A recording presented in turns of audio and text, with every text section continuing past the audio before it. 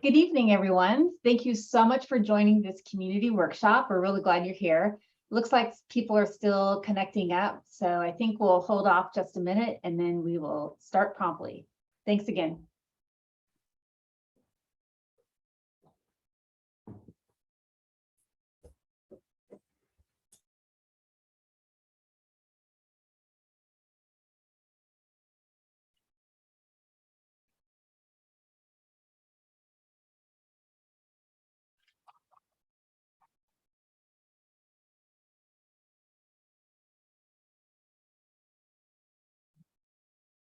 All right, team, are you ready? Let's do it.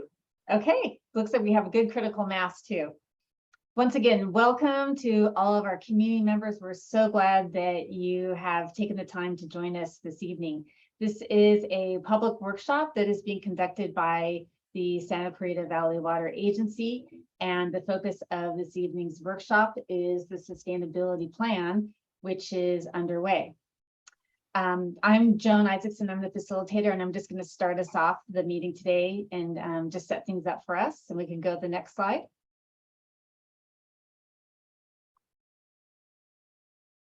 We want to let you know that this meeting is being recorded, and an audio recording will be posted on the SCV website and will be available to all members of the public if you know people who wanted to make the meeting but couldn't be here but would still like to listen in.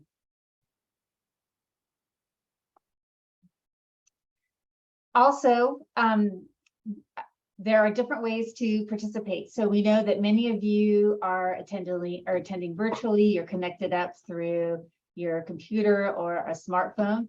But I want you to know too, for those of you who are calling in, you will be able to participate as well. And so, so no matter how you're connected to the meeting, we're really glad you're here.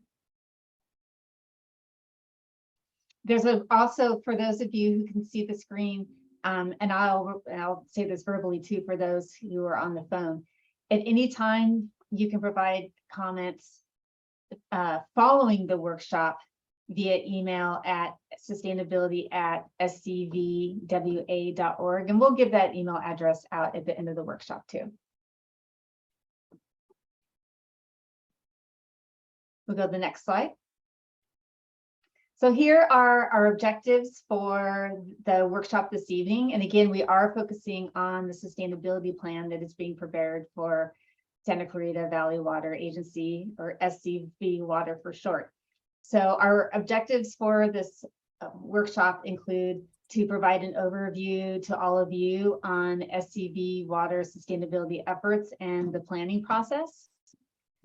Another objective is to communicate with you and engage you on developing the sustainability action pillars that build on the SCV Water's mission of reliability, cost effectiveness, and resiliency. And then the third objective there is to provide opportunities for you, our participants, to learn, and importantly, to provide your input and feedback. And the team has been working really hard on thinking through some discussion questions that we're going to ask you via a poll and then in other ways too during this evening's workshop. And those questions have been designed by the team to hear input from you that the team can then go back and consider as they go through the next steps of the planning process. So what we hear from you this evening is going to have an important impact on this planning process. On the next slide is an agenda or the roadmap for what to expect in this evening's workshop. We're going to start first with sharing some information with all of you about the sustainability plan, what it is, why is SCV Water preparing one, and then provide information about different approaches for sustainability concepts, followed by discussion about the framework for sustainability planning. And then we'll wrap up at the end. But throughout the entire meeting, you can put comments and questions into chat, and then we have very specific questions we're going to ask you before we wrap up. And After each of the presentations, we're going to pause for Q&A as well. So we have dedicated time to hear your questions so that you get the information that's most important to you during this meeting. All right, Matt Dickens, who is a project manager from SCV Water, I'm going to hand this over to you. Thank you, Joan. Good evening. I'm Matt Dickens, Sustainability Manager at SCV Water. And I would like to thank everyone on the meeting and those joining us by phone to tonight's Sustainability Plan workshop. As Joan said, during tonight's presentation, SCV Water staff and our consultants will cover a wide range of activities which SCV Water is currently undertaking to maintain our mission of supplying high quality water at affordable costs, and new initiatives which complement and enhances these goals. SCV Water appreciates your time. I appreciate your time, and I thank you for spending your evening with us to discuss the sustainability plan. And of course, we look forward to your thoughts, feedbacks, and your suggestions. Next slide, please. So tonight, we will dive into the sustainability plan. SCV Water, as part of its planning, as part of its mission, which we're going to dive further into here momentarily, has a number of planning efforts which has completed in recent years, but also a number of efforts which it's currently engaged in, including the hazard mitigation plan, the PFAS treatment, recycled water planning, the sustainability plan, which we're here to talk about tonight, but all efforts that are currently on the radar and are will soon be advertised and have additional engagement opportunities include the Water Resilience Initiative and an update to the Water Use Efficiency Strategic Plan. But if any point in time you'd like to visit us online to view updates about these planning efforts, those that we've completed in the not too distant future, please feel free to visit us anytime at yourscvwater.com/planning. Next slide, please. So SCV Water as a public agency is very committed to its mission and its vision. The mission, which I mentioned briefly before, is to provide responsible water stewardship to ensure the Santa Clara Valley has reliable supplies of high quality water at a reasonable cost, which is what our agency does day in, day out, 365 days a year, 7 days a week, 24 hours a day, to make sure that our valley has that backbone infrastructure and that resource so that it can have high quality water at reasonable costs. And our vision, which is what our agency looks like when we're accomplishing our mission, is exemplary water management for a high quality of life in the Santa Clara Valley, which I personally enjoy, and I know that all of those on the call enjoy that as well. Santa Clara Valley is a wonderful place to live, a wonderful place to raise a family or start a business or get out and hike around or join recreation. It's a great place to live. Next slide, please. So as we move through this, we want to tie sustainability to the agency's mission. So we're going to kind of step back here briefly to kind of look at where water comes from in the Santa Clara Valley. And we basically have, in normal years, two main sources of water: imported water from the State Water Project, and then two aquifers, our alluvium aquifer and our Saugus aquifer, that supplies groundwater. In normal years, it's about 50-50. However, then we also have recycled water, which we are expanding and supplies some customers recycled water for irrigation purposes. But our water planners, looking at successful planning and preparing for dry years, has put water away in those wet years for those not so rainy days like we're experiencing now through our water banking.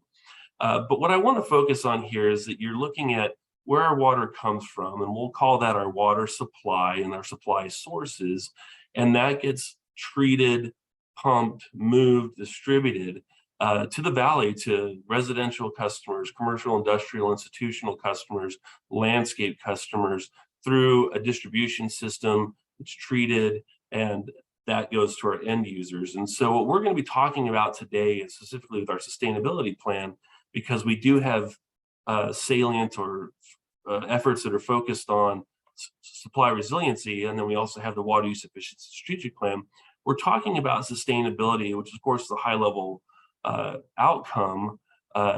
We're going to talk about specifically about the agency's practices and business practices of its efforts and its services of moving water to our customers. And so we're going to look at those energy resources that we use, and other types of resources that we use to move and treat water for our customers again, to accomplish our mission. Next slide, please. So in this case, what we did is we put together a criterion matrix, or essentially looked at the various different components: supply sources, treatment, distribution, demand, and use. And then we looked at some of those planning efforts that I mentioned before, when they were updated, and then how those plans, either they fully address these specific salient functions of the agency, or they partially address them, because there is a lot of overlap when we look at various different planning components of the agency. For example, the Water Supply Resiliency Plan, which is in progress, and more will be addressed at its process, looks at supply sources, partially talking about treatment and quality of water, distribution of water, the capability to move that water around. And then it also depends, supplies have a linkage to demand and use. And hopefully in this case too, for the sustainability plan, there is a linkage to supply sources, but much focus on treatment, distribution, business practices, human resources, financial resources, energy, utility resources, and then demand use as well, so that we can build resilient supplies, sustainable operations, and sustainable demands or consumption patterns creates and attains that level of sustainability, which we'll talk more about here shortly. Next slide, please. In our strategic plan, as we dive into what I'm talking about a little more here, strategy C6 is to actively manage natural resource use to accomplish our mission. And we have these 5 measures here, including the identification of opportunities to reduce energy use, optimizing solar power contract costs and value to SCV Water, optimize facility operations to minimize power supplies, chemicals, and labor consumption. C64 to assess the carbon footprint of the agency, and then to develop and implement appropriate emissions reductions. So here we can see how this strategic component of the strategic plan and strategy kind of dive into a key component of accomplishing sustainability. Next slide, please. So some of the activities that the agency is undertaking specific to this effort include long-term water conservation programs and activities. Our agency, a 2-time US EPA Water Sense Excellence Award winner in only its first 5 years since our agency launched. However, for decades, the SCV Water agencies and water suppliers and SCV Water more recently have been working with the public to promote water conservation through water use efficiency, through lawn replacement programs, and have helped the community save billions of gallons of water. And when we look at water in the sense of a water utility, we recognize that there's an energy nexus with water. Inside of each gallon that we serve, there's going to be energy embedded in that, whether it be through the production, the treatment, the end use, or the treatment of wastewater. There's quite a bit of energy used to move water around and to serve water. But our community has saved about 24% of its water consumption in gallon per capita day since 2010, which is very impressive. And our community is continuing to save water. And I think when we look around, we recognize that there's ample opportunities to continue in that path. So more work to be done. We also recently, as an agency, purchased our photovoltaic array. We have 4.5 megawatt photovoltaic system up at our Rio Vista treatment plant.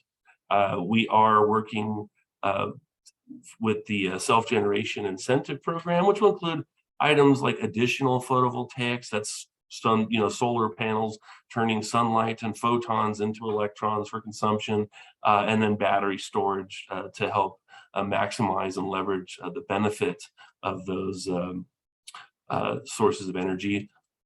I believe the agency recently got its first electric vehicle, but is currently studying the feasibility of adding electric charging stations to our facilities and expanding the use of electric vehicles, which will also help expand the utility of our photovoltaic arrays, turning sunshine into, we could have our staff driving on sunshine, or at least a portion of driving on sunshine.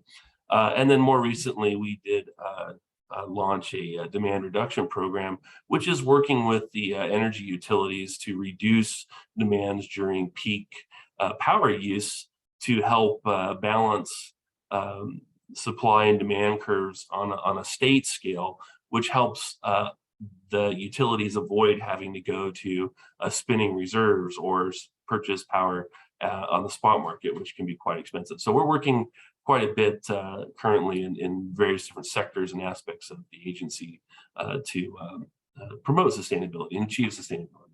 Next slide, please.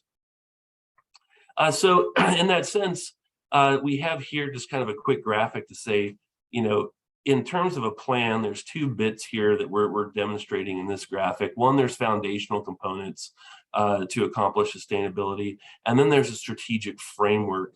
And while the strategic plan identifies activities for us to consider, inside of those, and essentially those create inertia or movement, if you will, for us to start developing a strategic framework or a program that to accomplish sustainability, which would have goals and strategies and measures and metrics so that we could inform the agency, measure success, and have a direction in which we can attain. So while we're doing things and the agency has been doing activities that are sustainable related or can have sustainability overlap, the strategic framework which combines them into a focused plan is this effort. And so with that, next slide, please.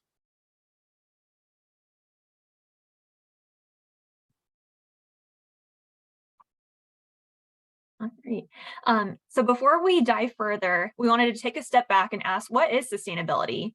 So on the left, you can see a word cloud that was generated by asking the SCV Water Green Team, Executive Management Team, and the Water Resources, Outreach, and Education departments to summarize what sustainability means in one word. So sustainability is defined as meeting the needs of the present without compromising the ability of future generations to meet their own needs. And when applying sustainability to an entity, business, or agency like SCV Water, sustainability is adopting business strategies and activities that meet the needs of the enterprise and its stakeholders today, while protecting, sustaining, and enhancing the human and natural resources that will be needed in the future. Next slide, please. So in 2019, we formed a green team with 10 SCV Water staff from different departments across the agency to meet quarterly to discuss department sustainability activities and to help with employee engagement and sustainability efforts. This group also worked to develop an action plan for our sustainability efforts with objectives such as launch the green team, develop a communications plan, and conduct a sustainability assessment, which would involve a greenhouse gas assessment and identifying potential sustainability measures, both looking at what's currently being implemented and new ones, new measures that can be taken. Next slide, please. To start planning for the development of our sustainability plan, we conducted research on 8 sustainability plans and 2 sustainability reports from other agencies, cities, schools, and other organizations, such as the Inland Empire Utilities Agency, Harvard University, LA County, just to name a few. We also analyzed 127 measures identified in the American Water Works Association's The Green Utility, which is a toolbook that provides a sustainability plan framework and components for utilities. From there, we sorted sustainability measures into categories ranging from water, energy, to materials and waste categories. So on the right, you can see one of our results from the comparative analysis and feasibility analysis for the water category, where we rank the feasibility and effectiveness of potential sustainability measures. So these measures were ranked both quantitatively, such as measurability and the cost benefit ratio, and qualitatively, such as if it's already in place, if it aligns with the strategic plan, how many years to complete, if it's a common measure among other plans, etc. We also utilize EPA's Energy Star Portfolio Manager for benchmarking facility consumption and research other materials such as LEED, WaterSense, and Energy Star. So while these studies and analyses were insightful, our early approach to sustainability was reactive and very measure focused rather than part of a whole strategic framework working towards specific goals. So we identified that there was a gap and that we needed a sustainability planning document to guide our efforts. Now I'll pass it back over to Matt for the next slide. Thank you, Julia. I really appreciate you sharing that feasibility analysis that we worked on. Such great data and very robust assessment. So turning back to 2019, shortly after the agency's launch in 2018, we partnered with the University of Southern California's Sol Price School of Public Policy. We worked with graduate students in their capstone to basically conduct a preliminary sustainability plan, which we called the SCV Water USD collaboration. And it was quite a robust study that we worked with these graduate students as their last project before they graduated.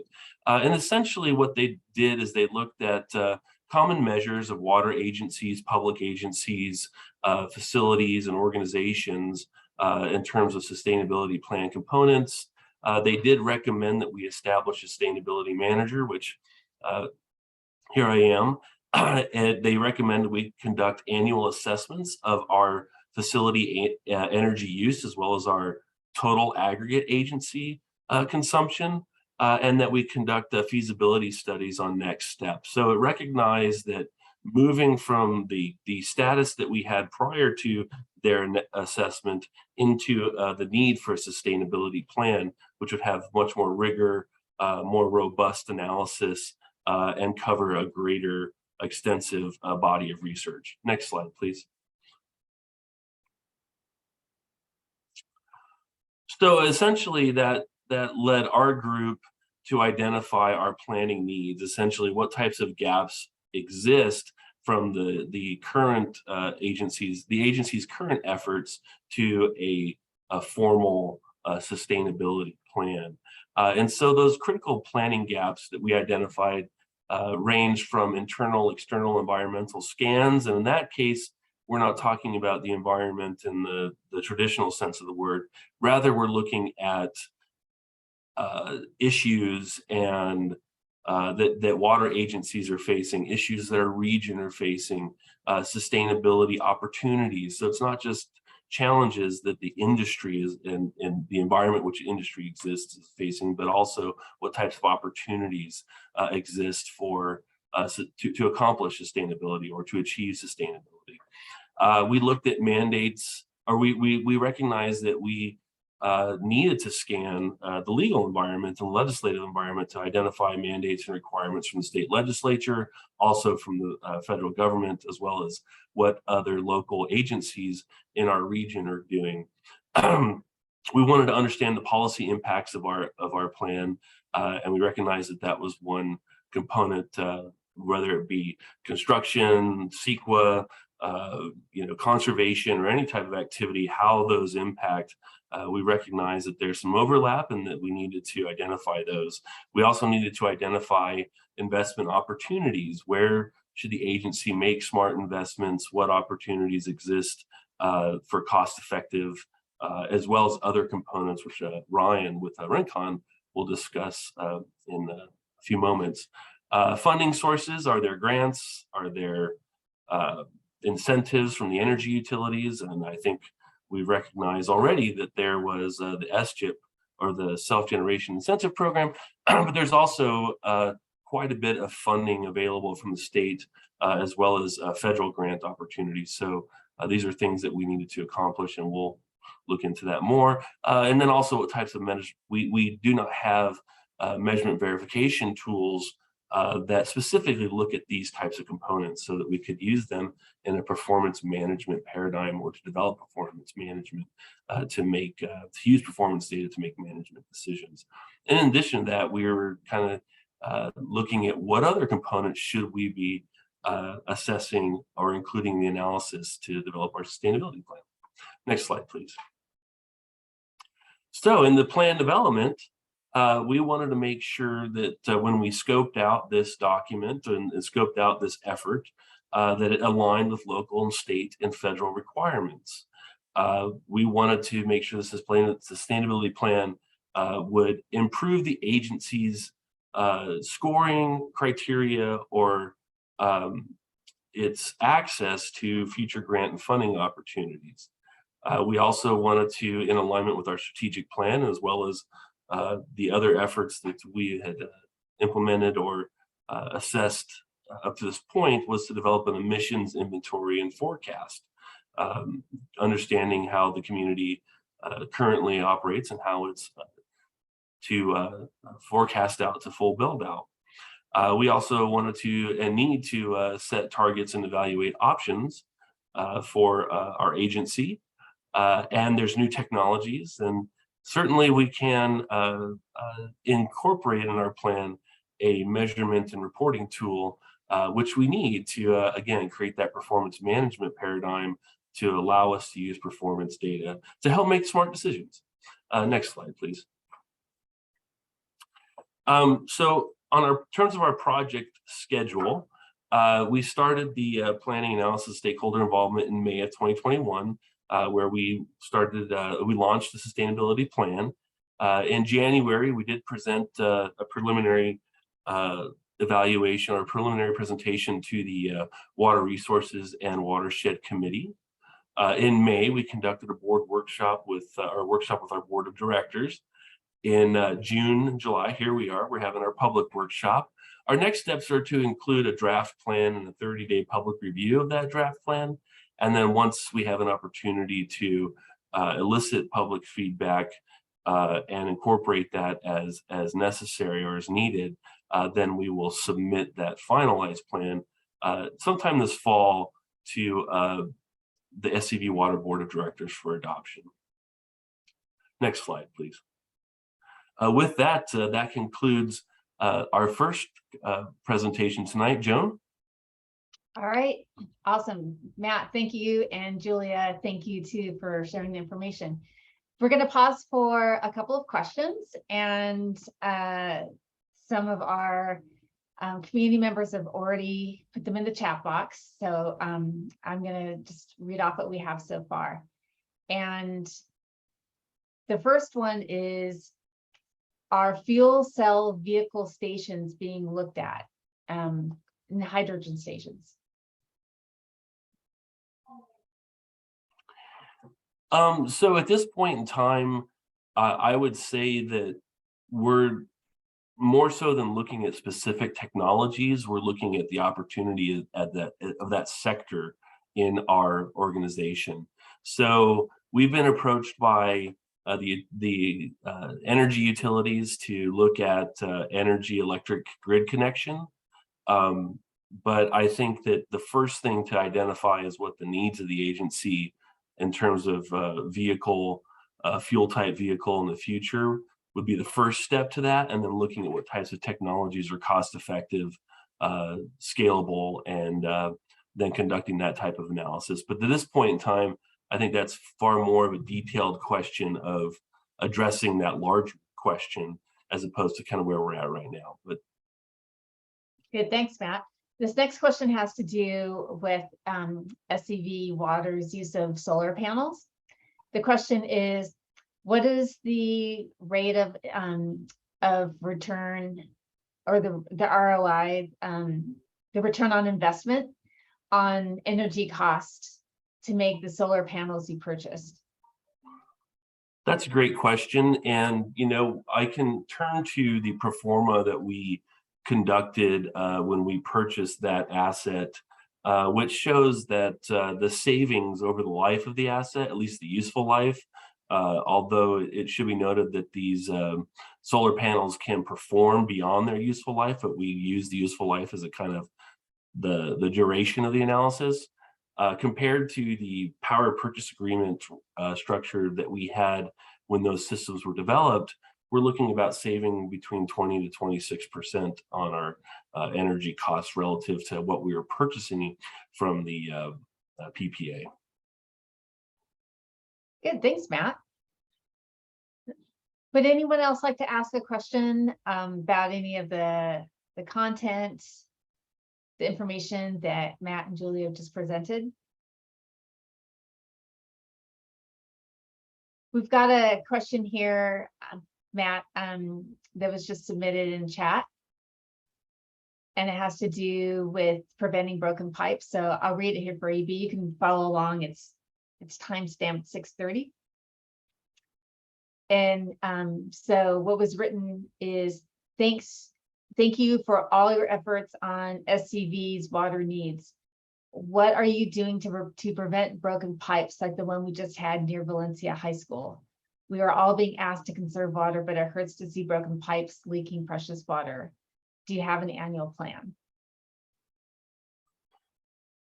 So for clarification, thank you. I believe that came in from one of our guests here tonight. I'm not sure if that is specific to a distribution pipe or if that is specific to something on the customer side of the meter. But what I can say is that we do have a water shortage contingency plan, and we also have the standing active water use efficiency strategic plan.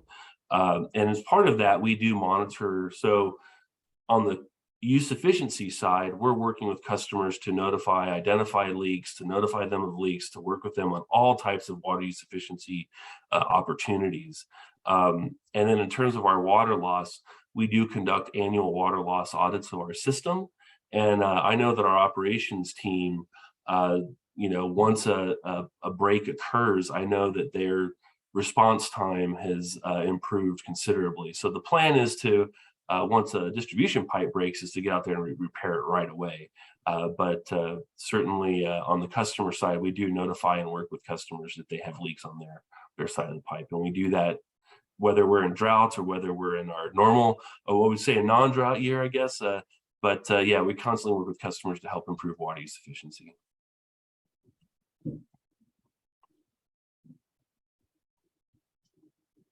And then I would just note too that in terms of our infrastructure, we do have pipe replacement programs in place to repair and replace those assets that might be aging to their useful life. And so the agency is constantly working to make sure that its system is fully operational and operating at the lowest possible level of water loss. And I want to say that our water loss audits tend to range around 6 to 7%, sometimes below that, where I think the national average is around 11 to 13%. So we have a really high performing system, but there are going to be failures. And so our agency does have a pipe replacement program to prioritize those areas that might be more susceptible. Now, when you say 6 or 7%, percent of what? You said 6 or 7% of your total production. Okay. Yeah. Great. Thanks. Yep. Okay. Checking the chat box. I don't see anything else right now. And I don't see any raised hands. By all means, if it's easier for you to just unmute and come live, raise your hand and we'll call on you. And I don't know if I could see the raised hand, so I'm counting on you to let me know if we have any.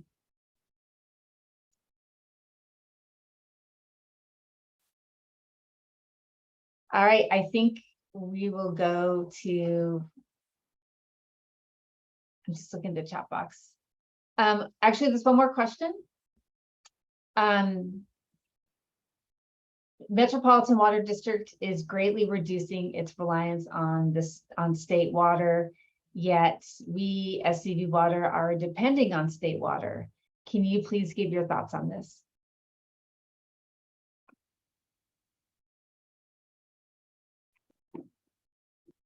Great, thank you. I wonder if we do have our Director of Water Resources, our Water Resources Manager on the call, maybe Dirk, would you be available so kind to answer this question?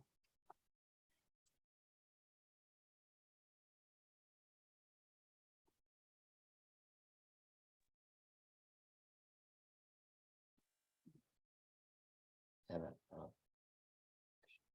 you repeat the question? Dirk, I think you might be on mute still.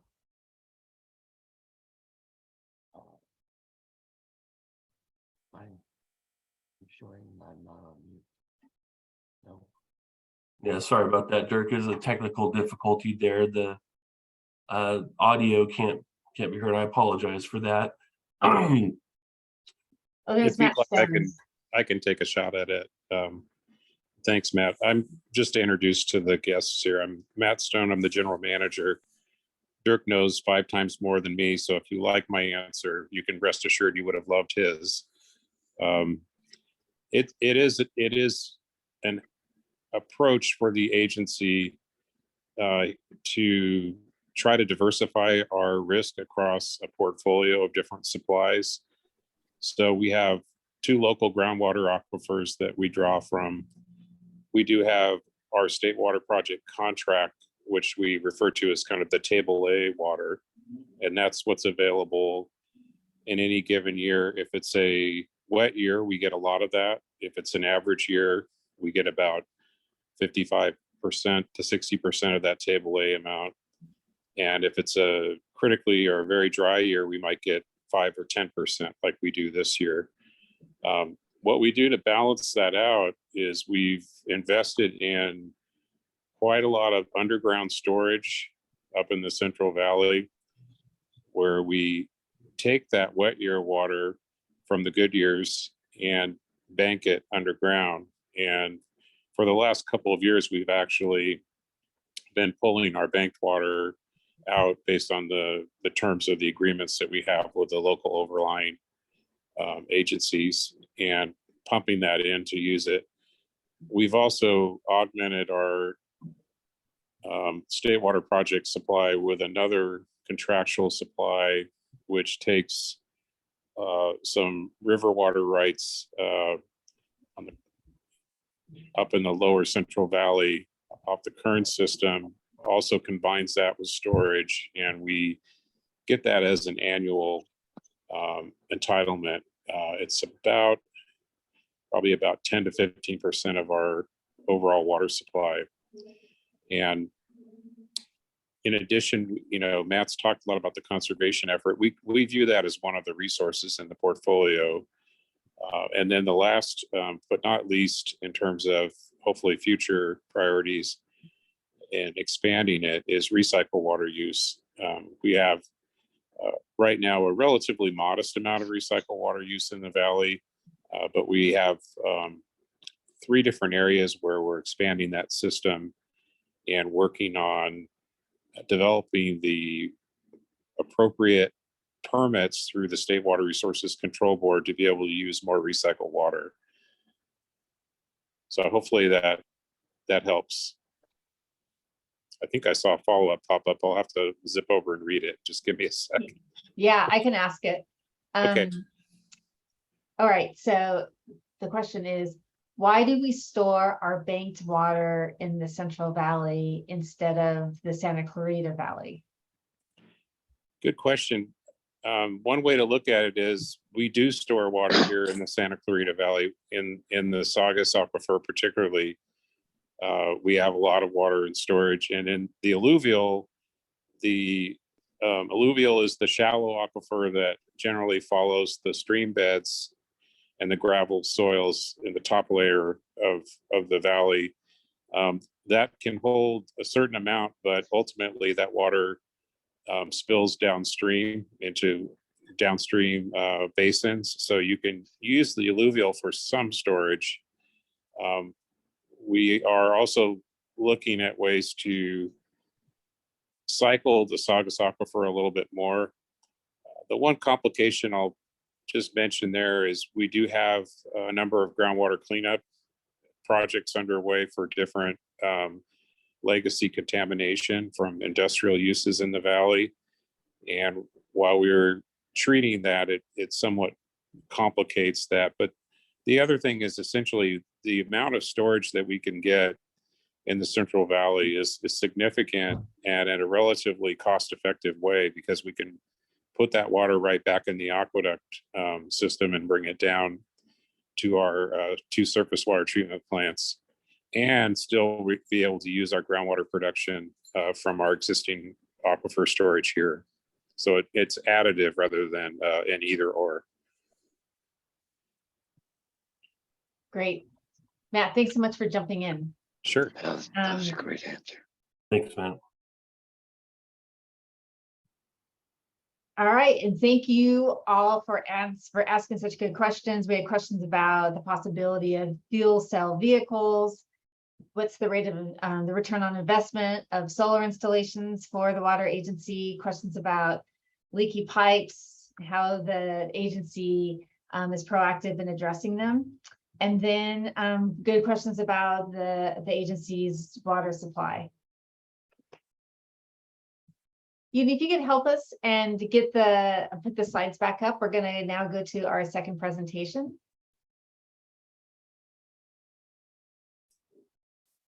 And now we're going to hear from Ryan Gardner, who's with Rincon Consultants. And Ryan's going to take us a little deeper now into the sustainability plan itself. Thanks, Joan. You can click one more time. Oh, go back. Sorry, it looks like there's some text not showing up here, but I can just kind of talk us through it. I wanted to start off just level setting a little bit about where California is in kind of setting the higher level sustainability goals that the state is working towards. And there's really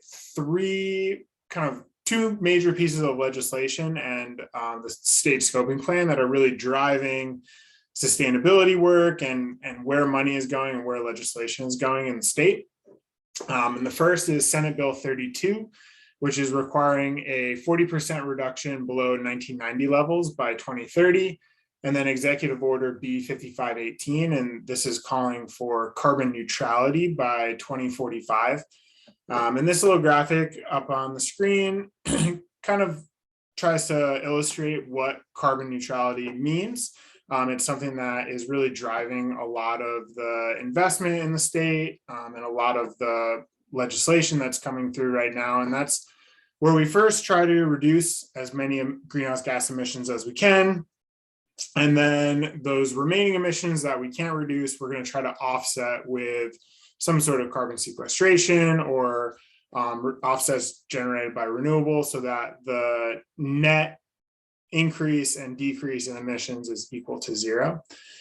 And then the third piece of legislation, or I guess more of a planning document that is really guiding this high level action, is the 2022 state scoping plan.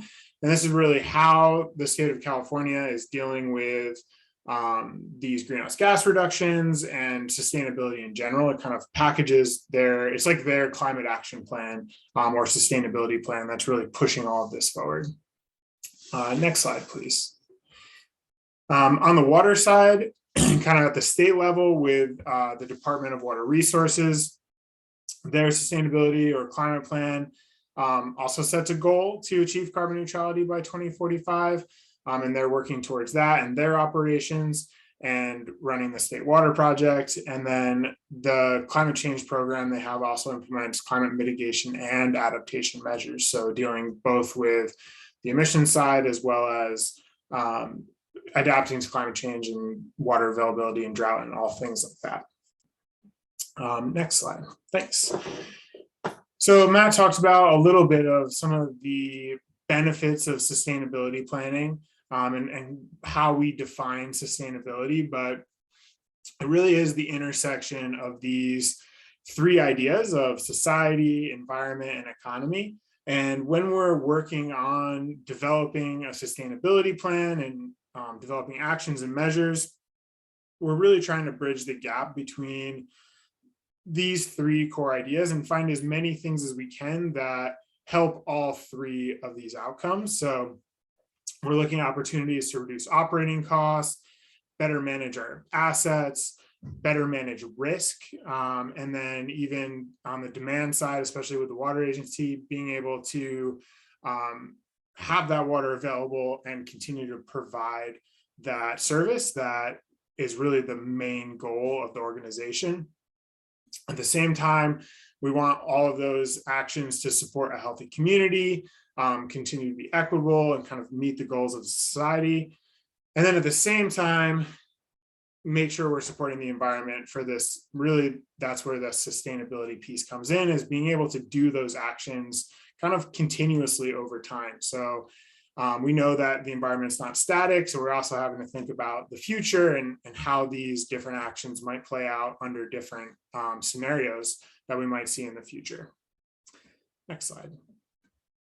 And then in California specifically, there are benefits to doing this kind of planning, especially access to funding, and then being able to tier off the leadership that's already going on at the state level, and having some early action to address emissions regulations, because in California, some of those regulations I talked about before, SB 32 and B 5518, are beginning to require different types of actions. So having a sustainability plan that kind of covers all the actions that are already being done and creates a unifying framework for the agency to work towards will help get out in front of some of these regulations and allow the agency more flexibility in how they're meeting some of these goals. Next slide. So what is in a sustainability plan? The kind of key phases for this is, in the beginning, we really just pull together all the existing measures and the existing actions that the agency has been working on. We look at the solar, battery storage, water resource planning, operational plans, kind of pulling everything together to understand all the work that's been done to date. And then once we have an understanding of those measures and actions, we start to do a more quantitative baseline, and that's primarily through our greenhouse gas inventory. And while we're not focused solely on greenhouse gas emissions, that inventory really gives us a sense of what the actual operations are, because greenhouse gas emissions tend to track where we're putting energy, where we're generating waste, and really giving a good sense of the overall operations. And from that foundation, we then do a forecast into the future, and we look at population growth and new projects and things that might change our operations over time. And then we start to look at where those emissions are coming from, where the most energy is being used, and we start to develop an action framework. And we start to think about what are the key things we really want to get out of this plan. And we're going to go into that a little bit more today. And that's kind of where we are in this process overall.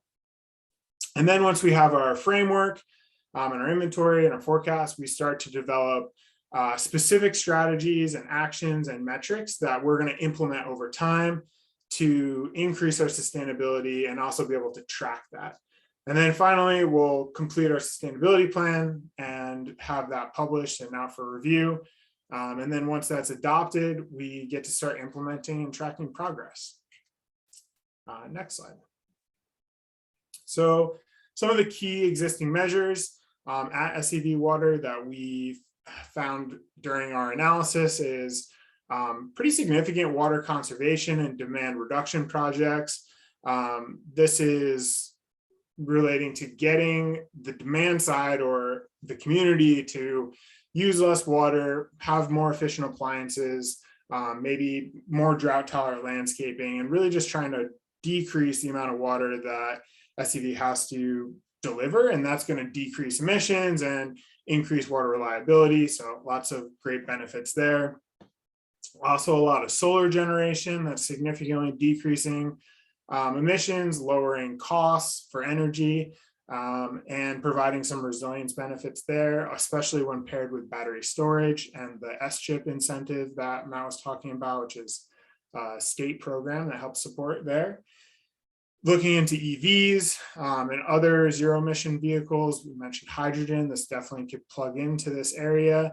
And then various energy efficiency projects, which always tend to have a positive return on investment and help keep costs low over time, making sure that our operational infrastructure, pumps, lighting, all of those things are as efficient as possible, decreasing long-term operational costs.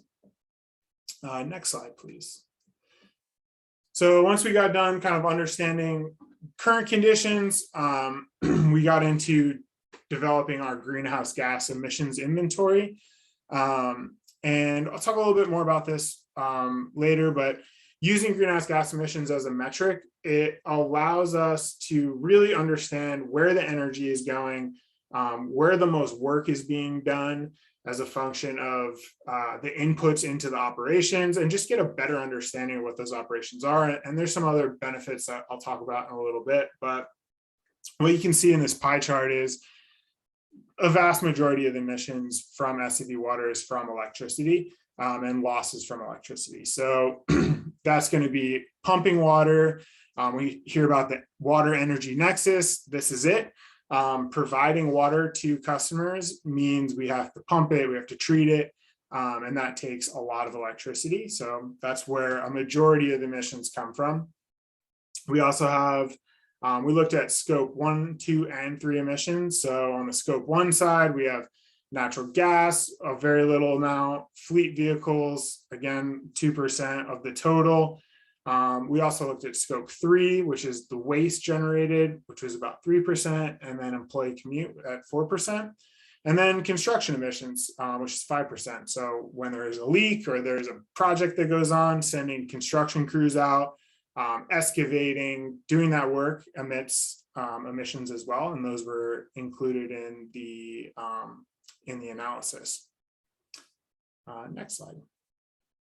So as you saw that big chunk of electricity emissions, one really important piece of legislation in California that's going to affect that in the future is Senate Bill 100 or SB 100. And that legislation requires that all retail electricity in California be carbon free by 2045. This is going to significantly reduce GHG emissions at SCV Water and reduce electricity emissions throughout the state. So in our next slide, we can see that that yellow bar, as we go out over time, goes to zero by 2045. So just this is the inventory or our emissions forecast, looking at kind of how operations will change projected out into the future. We get a little bit of growth through 2025 due to population growth and some new projects. And then as we kind of go out into the future, those electricity emissions are really driving significant reductions. And we're left with scope 1 and 3 emissions, which become a much bigger percentage of the overall. So that's the fuel consumption from the fleet vehicles, natural gas, construction, waste, and employee commute. So those are, in the long term, some really key areas where we want to look at when we're thinking about these long-term state goals and how SCV Water wants to start thinking about sustainability over the long term. Next slide. One counterpoint to SB 100 is that there's more to sustainability planning than just emissions. In this graph, you can see on the left axis and the orange bars, greenhouse gas emissions from electricity are dropping to zero over time. But on the right hand axis, you can see that electricity consumption, which is the gray line, is actually increasing, right? So that has impacts associated with costs and energy availability and reliability, and really just another facet to how we're thinking about sustainability. And emissions are a good proxy for a lot of things in sustainability, but specifically with electricity, we also need to think about just the total amount of electricity we need. And this goes back to being able to reduce demand, using renewables and battery storage to kind of help mitigate those increased costs and the increased need for energy. Next slide. And you can click once more, maybe a few more times. Awesome. So I keep kind of mixing sustainability and greenhouse gas emissions. And a reason for that is greenhouse gas emissions are a really good proxy or metric to understand sustainability. Lots of things that we might care about in sustainability, like water consumption or energy use or fuel use, can all be translated into emissions, into metric tons of CO2e to be specific. And one benefit of doing that is that you can compare progress across a wide range of activities and see where you're getting the most benefit. It also is just a common language these days across industry and government. People are talking about greenhouse gas emissions. And lastly, and maybe most importantly, is that it opens the door for billions of dollars that are being earmarked for climate change and greenhouse gas mitigation work from the state. And that number is increasing pretty readily. So again, just positioning the district to get more of that funding to do this work and get those benefits. A lot of it is being able to talk about it in this common language of greenhouse gas emissions. Next slide. And you can click through, there you go. So now that we are kind of understood our baseline, we understood the sustainability actions that have already taken place. We understand where the state is looking to go and how they're kind of helping districts and cities and different agencies get to this place. We have to start thinking about what kind of actions do we want to develop for SCV Water, and start to develop a framework of like what is actually important to SCV Water, and what does sustainability mean here specifically. So to do that, we took SCV Water's operational pillars, and these are approaches to managing the organization that are being used throughout the operations, and lots of different plans and lots of decision-making processes. And we're just boiling this down into what are the things that are important. So the first pillar that we're looking at to help us develop good strategies and actions are reliable and resilient operations. So that is a key outcome that we want to have from the actions that we put in place. We want to be able to address energy shortages, fire safety, drought, all these things that might happen in the future. We need to be able to kind of increase reliability and resilient operations. Next pillar.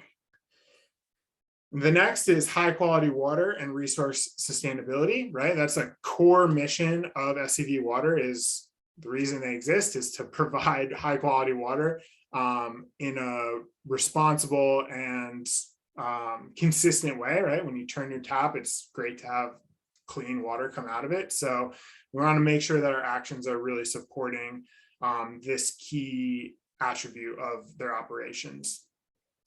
Next pillar.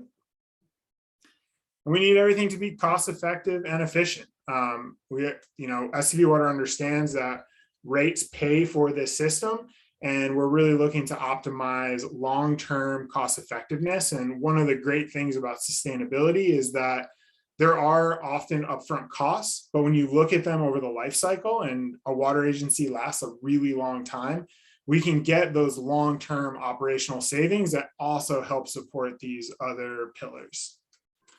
Next slide. That's perfect. And then kind of the last bit is transparency and accountability. And that's making it really clear what actions are being taken, how they've been implemented, and what the benefits have been so far. So these are really the key operational pillars that we've come up with so far that are guiding our strategy development. Next slide.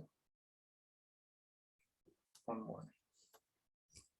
And just a little bit more on some of the language that we're using.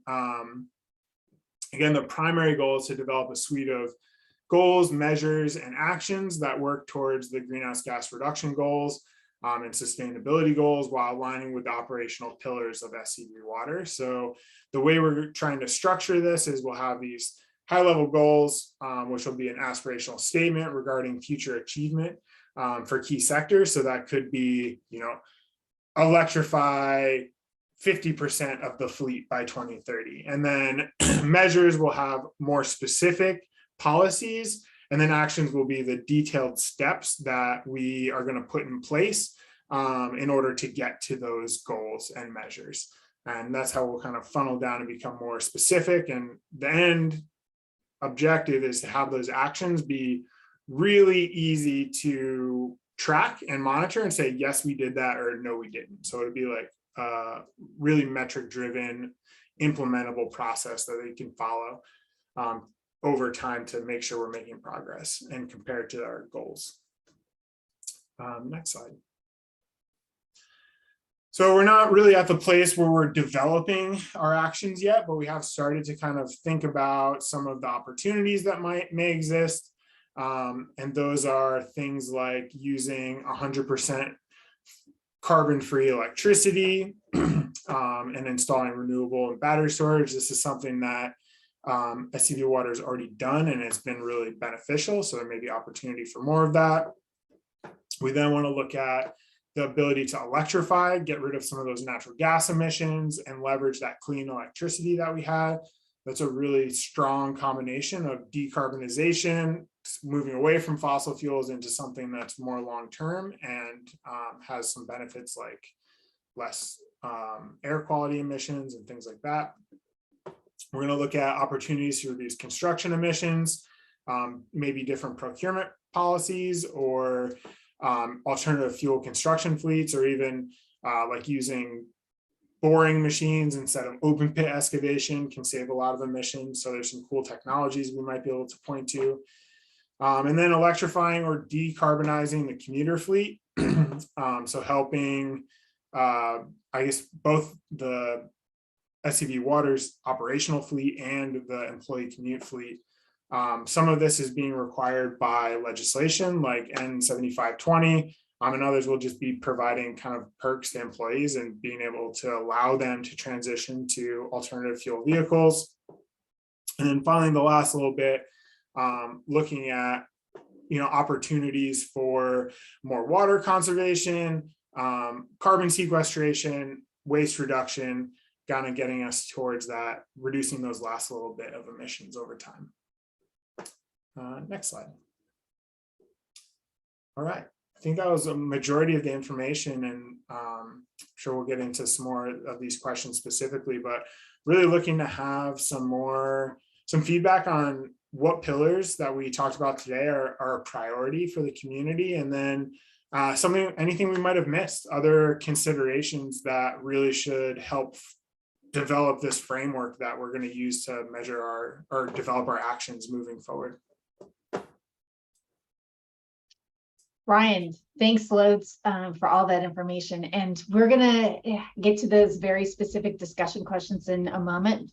We have some questions and comments in the chat box that I want to take first. And again, thanks to all of you for participating and sending in these really great questions. So a couple of these are comments. I want to go back to a comment that Lloyd put in the chat box right when we were wrapping up our last module. Oh, I lost it. There we go.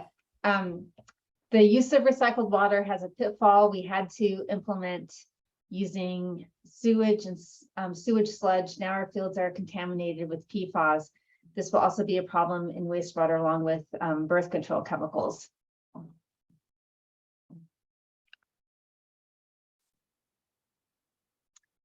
Matt, do you want to respond to that at all, or just provide some information?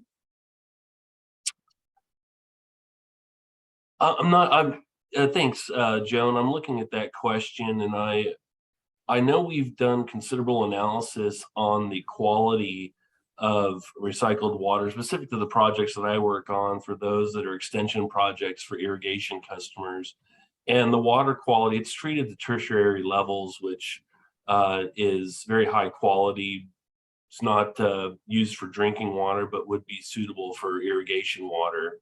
I'll have to look into the data specifically to these two things, but I have not seen the data for the water supply, that water quality reports that I've seen for these sources that include discussion or metrics for those specific items.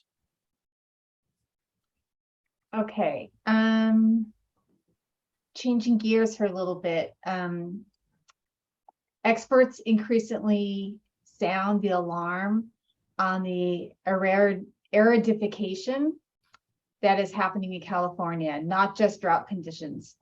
What do you plan to do to capture the heavy rains that may occur on an occasional rather than on a predictable schedule? Will you protect the areas in our valley that allow infiltration into aquifers?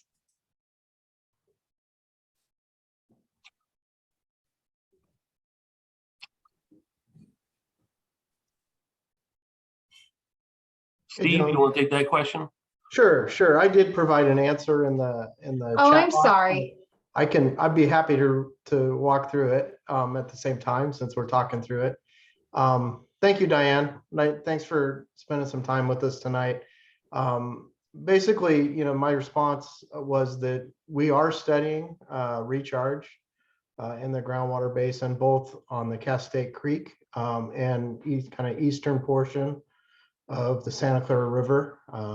We're also looking at a project the city is undertaking at a future park site that is looking to do stormwater capture to help capture and recharge groundwater in part in that location, along with treatment for stormwater runoff.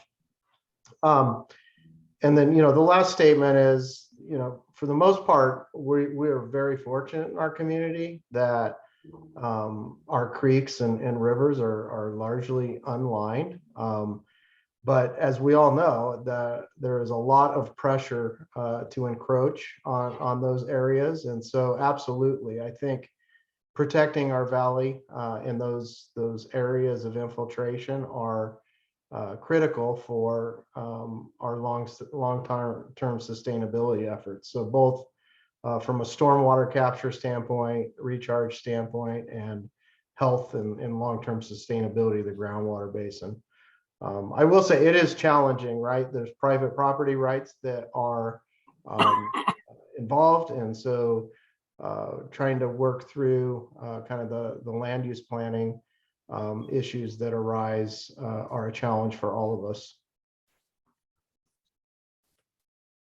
Steve, thanks for jumping in and recapping your answer to that question. Okay, we have some other questions here. This next question has to do with electric vehicles and solar generation. The question is, perhaps one of our sustainability goals would be to strive for our increasing electric vehicle fleet to be powered by our increasing solar generation. This can be measured. So that's great input, and we will document that and for the notes for the project team. Yeah, and I think that's definitely going to be on the table. It's something we're already starting to think about, and there's a lot of reasons to go that direction. So yeah, thanks for the great comment. Okay, a couple more. You have spoken of the need to reduce emissions and greenhouse gases and sustainability in terms of legislation compliance, but have not mentioned why we do this and climate change in parentheses. So thanks for that comment. And the other question here, would we need a working sustainability plan in order to qualify for those climate change funds from Sacramento? Not so much a need, but it does generally make applications more competitive. So you get extra points in those applications. And In some cases, there are some programs that require you demonstrate a greenhouse gas reduction associated with the project that you're doing. So the sustainability plan, where we're going to be quantifying things like that, is a great start, because you'll have shovel-ready projects that are ready to be funded and have an emissions reduction associated with them as well. So it'll definitely help funnel some of those dollars in this direction.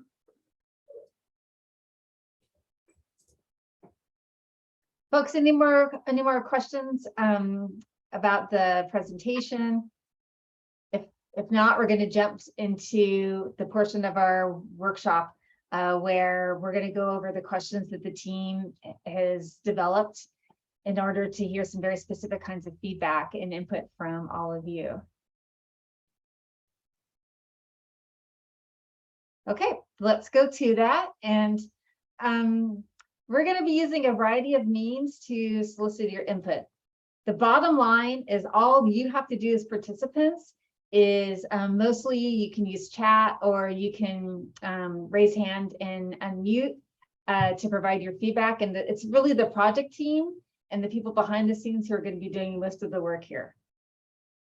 But it should be enjoyable. So I think we can share the Miro board. Okay. And our first question is going to be a polling question, and it's going to come up in just a minute in a box on your screen, and it should be up to any moment, and you can just click on your answer. So I'm gonna ask that all of you participate. These questions are really important and are going to have an influence on how the team proceeds, and everyone needs to provide their input on this. So that poll question should be there, and the question is, how important is sustainability to SCV Water customers? So you can consider your own perspectives, your family, maybe how your neighbors think about this, and other community members. How important is sustainability to SCV Water customers? And your choices are there: not at all important, low importance, neutral, important, and very important.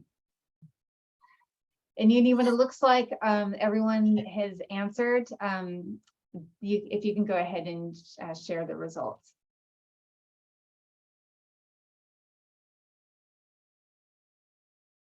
Okay, here we go. So all of our participants who participated in the poll right now said either important or very important. And just know we're always really careful with polls like this. We know they're not representative of the customers at large. They're really just an expression of the opinions of those who are participating here. Okay, so we're going to go to our next question. And you can see here, this question is, in what ways is sustainability important? Now, all you have to do to answer this question is to drop your answers into chat. And then we have project team members who are going to take your answers and put them on the sticky notes that we see on the screen there, just to kind of give us a visual of the answers. And I want you all to know that we are taking detailed notes. So we might see a couple of words on the sticky notes, but know that that the fuller documentation of your input is being done.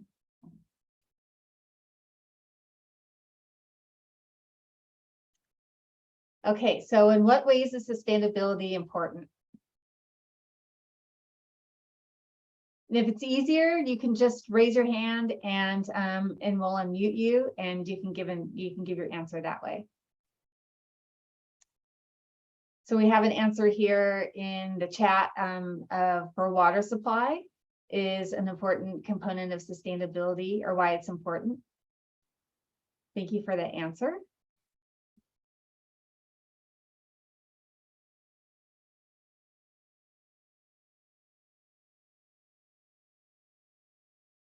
Would anyone else want to weigh in on this? We have another answer, a couple more answers here in chat about why sustainability is important. So protecting the environment, climate change. I want to let you know too that you can enter multiple answers for this. So for those of you who have already put an answer in chat, if you have other ideas or other thoughts about why sustainability is important, you could just keep on typing those answers in.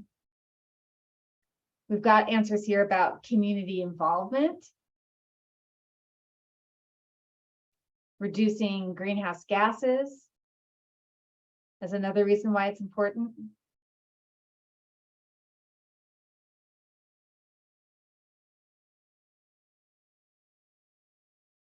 We'll pause a moment just in case any more answers come in.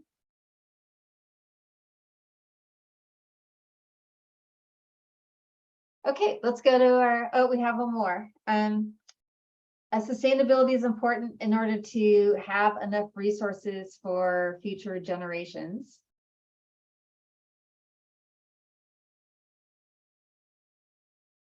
And then also clean air.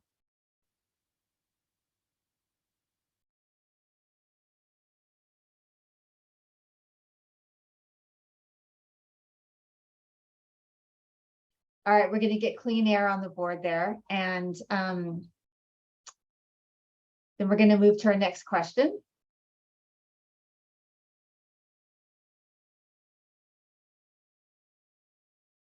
Okay, so this is going to be a poll question. So Ryan talked about the pillars of sustainability, and you can see them listed there: reliable and resilient operation, high quality water and resources sustainability, cost effectiveness and efficiency, transparency, and accountability. So we want to know, of these pillars, what are the priorities for the community? And you can enter up to 2 answers, because if you're at all like me and someone asks you to choose just one of a list of really important things like this, it would be hard for me. So you can enter 1 answer or 2 answers, but we're looking for your input on which of these pillars tends to be more of the priority.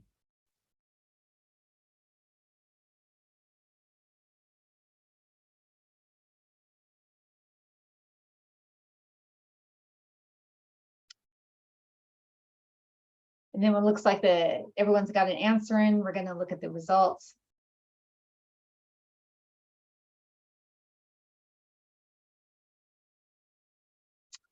All right, so the top, all of our participants said that the priorities are reliable and resilient operations and high quality water and resources sustainability.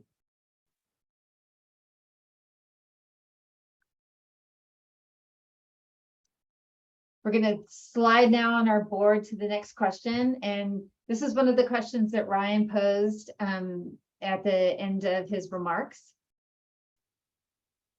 And that question is, are any pillars missing? So thanks, Taylor, for getting everything in the screen for us. So you can see the 4 pillars that the team has identified there on the right, excuse me, on the left. And so our question for you is, are any pillars missing?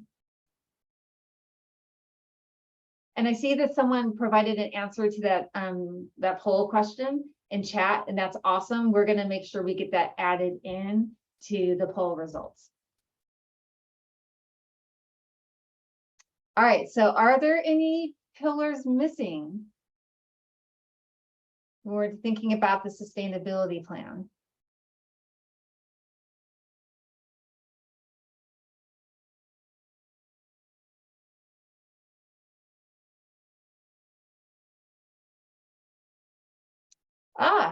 We've got a response in here: teaming with other agencies. Thank you for that contribution. We'll get that on the board.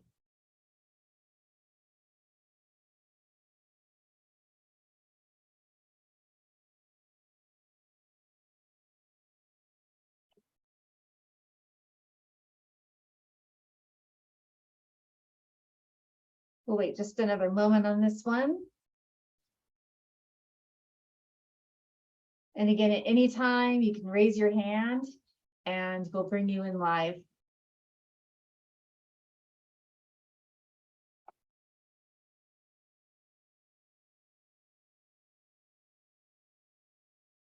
All right, team. I think we've got one more.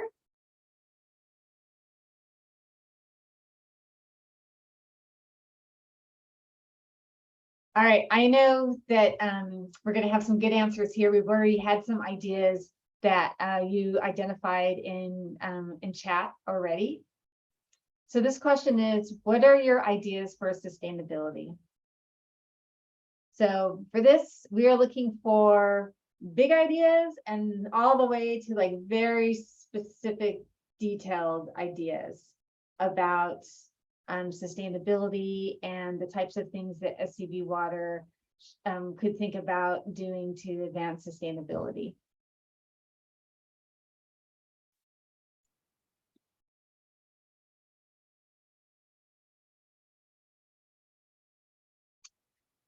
We've got an answer in chat, close alignment with SDGs, the United Nations Sustainable Development Goals.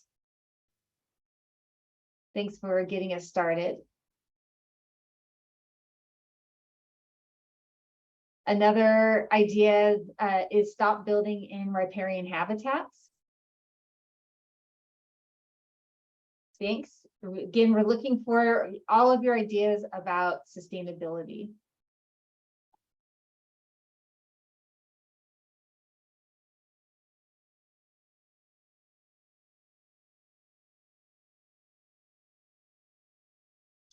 We had an idea earlier about solar powered electric vehicle fleet charging. So we'll make sure that that'll be in the notes.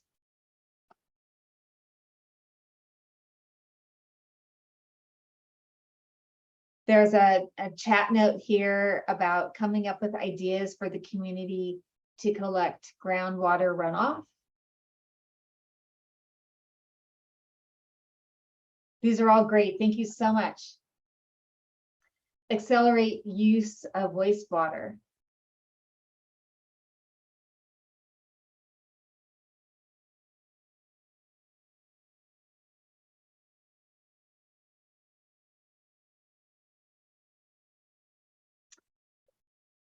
Brian talked a bit about using greenhouse gases as a metric for sustainability.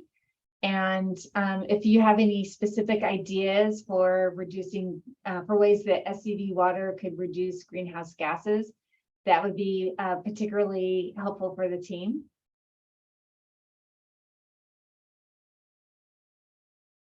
Another idea, lead Habitat for Nature. Looks like they already got caught. That's great.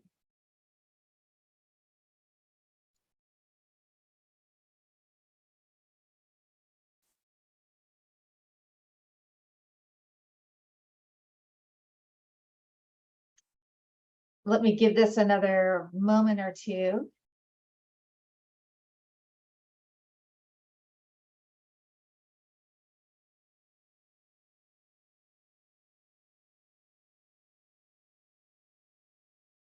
So we've got some ideas in here about considering the impacts of the solutions, not just the problems.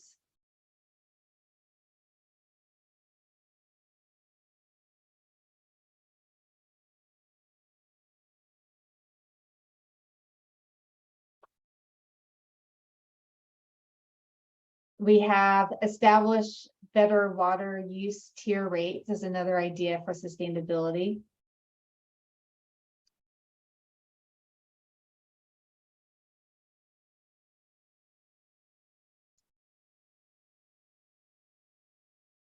Investments in sustainable technologies to assist with water conservation.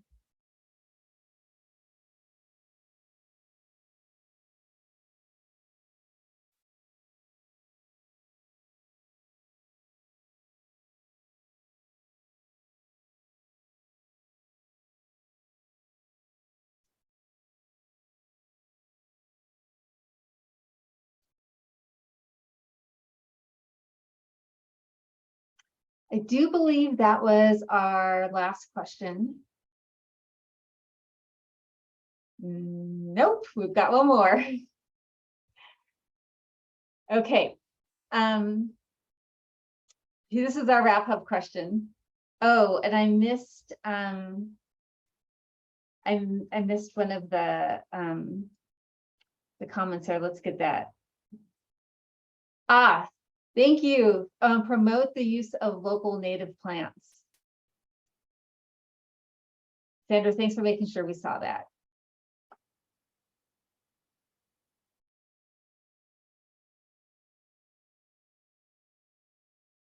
And then we have another idea too, harvest wind. We have a lot of wind locally.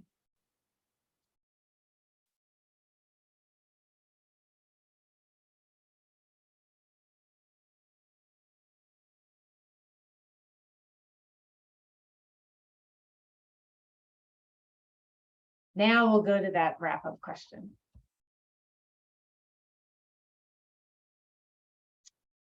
This question is, as you can see on the screen, do you have any additional questions or input to share with the project team? This is the part of the workshop where we want to make sure that whatever is on your mind, that we hear it and get it documented.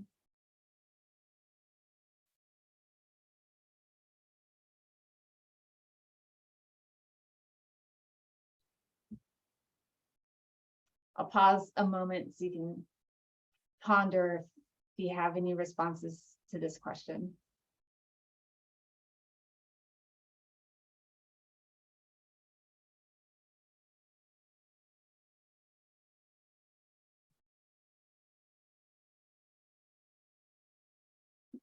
To have a couple of the come in, stop public sources of pollution.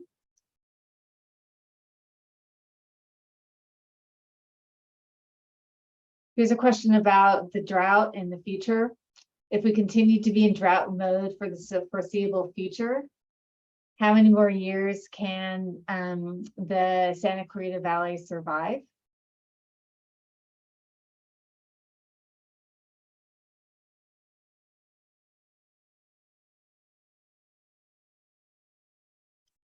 We've got a comment here, a question actually. Has SCV Water considered researching biomimetics, which is the emulation of the model systems and elements of nature for the purpose of solving complex human problems?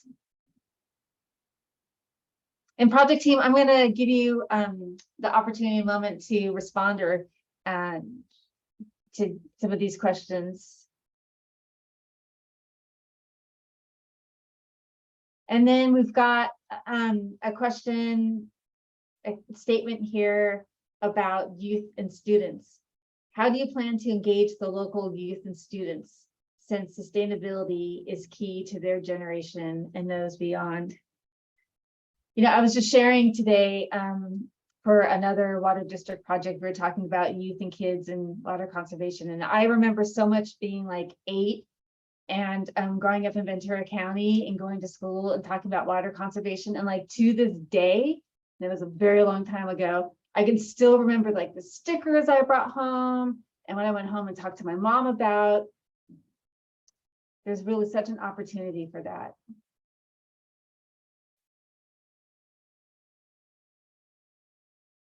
Project team, is there any of these points that you would like to provide some information about?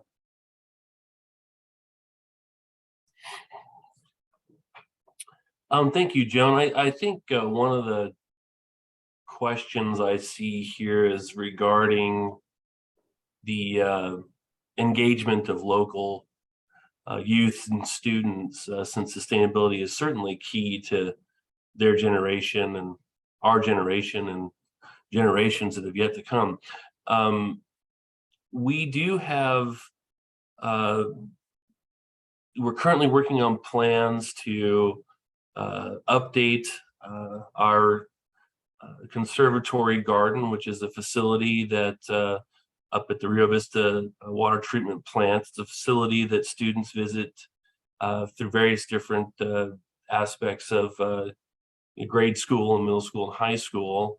And we have an award-winning education program that I want to say typically engages with just about 12 to 14,000 students per year. And so we're currently working on plans to modernize that facility and transform it from a water conservatory garden only to a water conservation garden and education experience that has hands-on, state-of-the-art exhibits, which would not only provide new education opportunities, but really get the hands-on interaction that students are looking for and are kind of more accustomed to, and then basing it not just around water, global water and state water and local water issues, but then also diving into those kind of external issues and peripheral issues surrounding those different components of water, which would include sustainability type aspects. So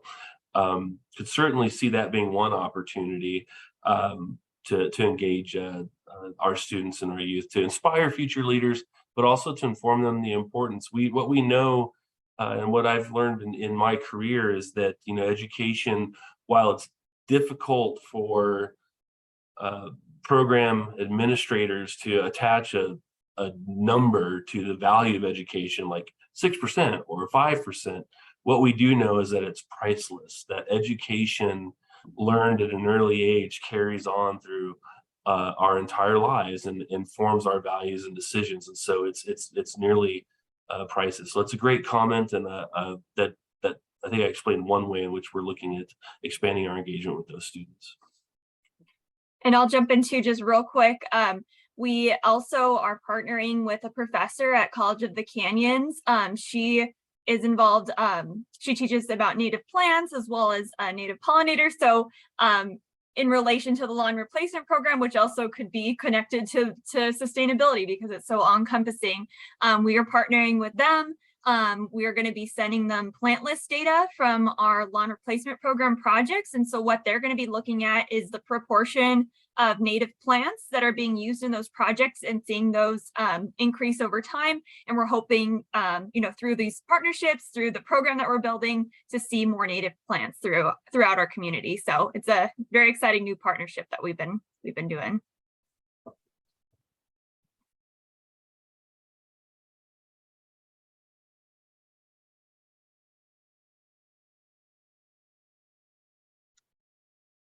Well, we are just a minute or two past 7:30. We had planned to wrap up at 7:30, so I think we're on target. So I will be respectful of your time. It's still early in the evening, and we do have one of the famous wrap-up slides. So Uni, if you could help us get to that last slide. Hey, Joan, we do have one raised hand. Oh, great. Okay, I'm going to go ahead and allow Ms. Cattell to speak. Okay. Ms. Cattell, you can speak when you're ready. Thank you. I was wondering about that list of plants, drought-tolerant plants. And I was wondering if you have just drought-tolerant plants, or if it's just native, California natives, or if you're actually focusing on local natives, because the local insects and bees and butterflies and birds rely on those local plants. And besides, they're well adapted for our climate. Thank you. Yeah, absolutely. I'll find the link to the online version and I'll drop it in the chat. But that is something new that we have developed. We recently developed a new top 100 SCV friendly plants guide. And so what that consists of is 50 California native plants and 50 other water efficient, low water use plants. Of those 50 California native plants, I believe like 25 of them are SCV native specifically. So we're very excited to be promoting native plants, and we plan to build partnerships and relationships with local nurseries to hopefully get them to carry more of those native plants. I'll find it and drop the link in the chat. Julia, I already dropped it in, so it's there for you. Sandra, thank you for that comment, and I think you'll be pleasantly surprised at the quality and the amount of information that is in the plant guide. So it's available in the chat box there. So I think I sent it to everybody. You may want to check. No, No, actually, I will. I didn't put it Any for more everyone. raised hands? There is none. Okay. So now, Now it's to everyone. Okay, you did. Okay, great. yeah, Thanks. we'll have like 10 times in there. Yeah. I'm Well, we excited. really like it. It's a great product, you know, so it's okay.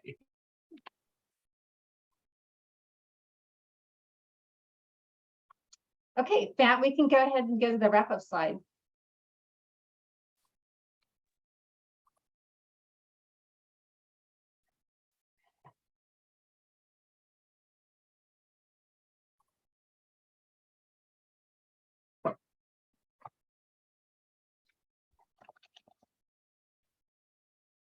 Great, Joan.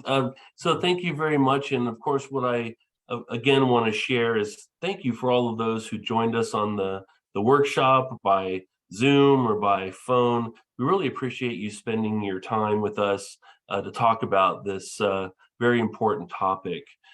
Your feedback was very valuable. I appreciate all of the comments, all of the ideas.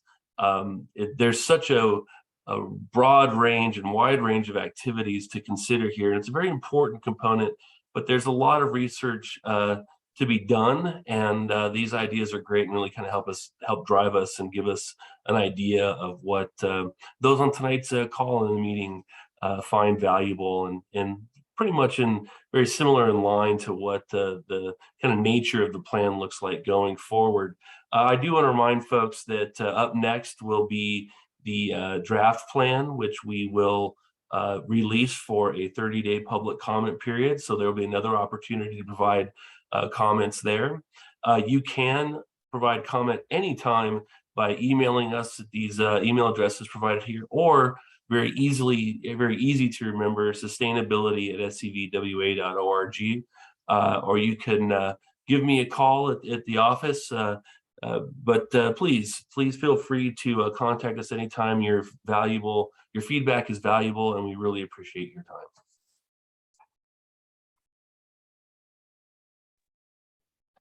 Thanks, everyone. Have a great evening. Thank you.